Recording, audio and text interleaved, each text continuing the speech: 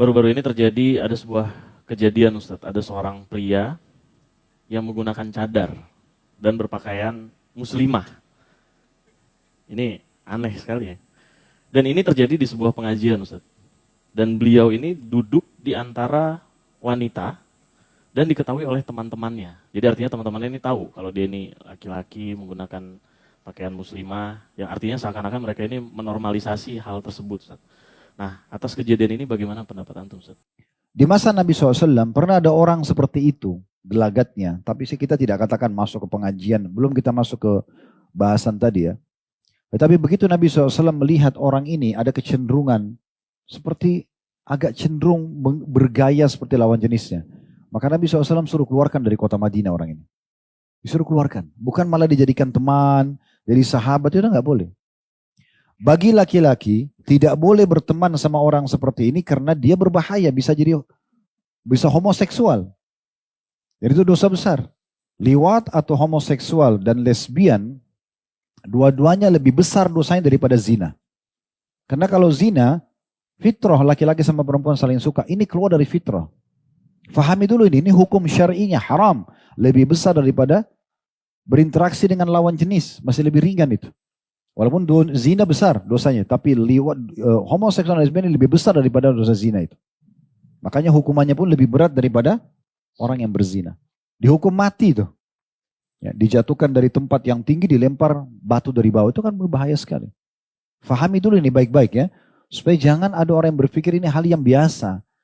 Ini kayaknya nggak apa-apa kok, kayak tadi misalnya, memang dinormalisasikan. Ini nggak boleh, dari mana normalisasi? Ya. Orang-orang yang mendukung LGBT ini orang-orang non-muslim, orang Islam tidak mungkin mendukung ini karena haram dalam agama. Haram dari masa Nabi SAW, makan haram sampai hari kiamat.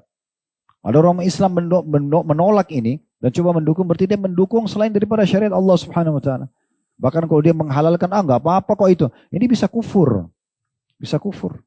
Kalau ada orang berzina, dia tahu itu dosa, dia dosa besar. Tapi kalau dia bilang, nggak apa-apa zina, nggak ada itu dalam Islam, dia pungkiri, bisa kufur. Kan gitu, bisa keluar dari Islam.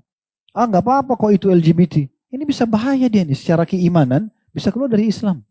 Karena dia menghalalkan apa yang telah Allah haramkan, itu nggak boleh. Jangan lagi ada ikhwas ini berteman sengaja dengan banci-banci itu, nggak boleh berteman sama mereka. Emang nggak boleh berteman.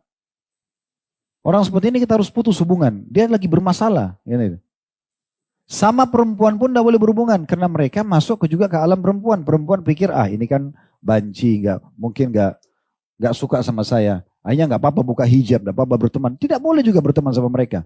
Berteman sama pelaku maksiat, berarti kalau dia dekat dengan hukuman, kita pun dekat dengan hukuman. Apa bedanya berteman dengan pelaku homoseksual atau lesbian atau pezina dengan peminum minuman keras, narkotika? Apa bedanya? Dosa besar semuanya. Sama dan akan berefek kepada kita. Kalau datang hukuman pada dia, berarti datang hukuman kepada kita juga, ya. Makanya Allah katakan dalam surah Al-Anfal, "Wattaqu fitnatan la tusibanna alladziina zalamu minkum khassah." Hati-hati dengan hukuman atau fitnah yang akan datang yang tidak menimpa orang zalim saja di antara kalian. Salah satu makna tafsir ayat ini adalah kita sengaja duduk-duduk dan berkumpul dengan para pelaku dosa besar. Dan kita seakan-akan mendukung itu. Nggak apa-apa lah, itu kan teman saya. Gitu ya. Itu sudah cukup mendatangkan hukuman yang berat. Kalau dia ditimpa, kita pun ditimpa. Ini bahaya sekali. Kan gitu. Jadi kami ingatkan di pengajian seperti ini. Dan juga pengajian manapun, teman-teman sekalian. Kalau ada yang seperti ini ingkar, mungkar, tidak boleh. Diberhentikan. Jangan dibiarkan masuk masjid, jangan dibiarkan berteman.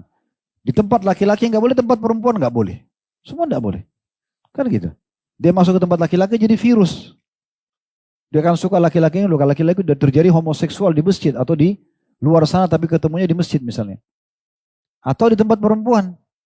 Dia jadi bebas melihat perempuan manapun yang dia inginkan. Kan bisa saja dia sebagai laki-laki masih ada syahwatnya, kan gitu. Itu juga tidak boleh. Apalagi di masjid, apalagi di pengajian, ini tidak boleh. Walaupun saya tidak punya gambaran di pengajian di mana yang ditanya ini, tapi yang jelas saya bicara tentang masalah hukum syar'inya. Ini tidak boleh. Jadi nggak boleh berteman, nggak boleh berinteraksi sama mereka itu, nggak boleh. Kalau mereka mau bertanya masalah hukum, mungkin kita jelaskan masalah hukum. Ada yang dokter, ada yang konsultasi, silakan. Tapi mendukung mereka dalam program mereka nggak boleh. Kan gitu. Sampai mereka bertobat kepada Allah Subhanahu Wa Taala. Umumnya pelaku homoseksual dan lesbian itu awalnya mereka bukan itu. Tapi karena berteman, mulai disentuh, mulai diajak, mulai terbiasa, kan gitu. Sesuatu yang mungkar itu teman-teman, kalau kita tidak dari awal berhentikan, maka nanti akan jadi biasa buat kita.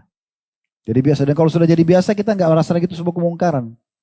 Dan dengan itu akan sangat mudah datang hukuman Allah Subhanahu wa taala. Jadi kami sarankan yang seperti ini harus tegakkan amar ma'ruf nahi mungkar, tidak boleh dibiarkan masuk, tidak boleh didiamkan. Ya, tujuannya untuk menasihati mereka. Ya, jadi tidak boleh dibiarkan, apalagi dengan pakai cadar, pakai jilbab masuk ke tempat akhwat, gimana caranya? Ini sudah kehabisan tempat apa? Kan gitu. Cari tempat lain, kenapa harus masjidnya Allah dinodai? Kan gitu. Karena ini pelanggaran agama bukan? Pelanggaran agama. Duduk saya di tempat akhwat sudah pelanggaran agama karena dia laki-laki. Dia pakai lagi cadar, pakai lagi kudung. Apa? Mau hina pakaian muslimah ini? Kan tidak masuk akal. Untuk apa istihza dengan begini? Mau saya mengolok-olok ya?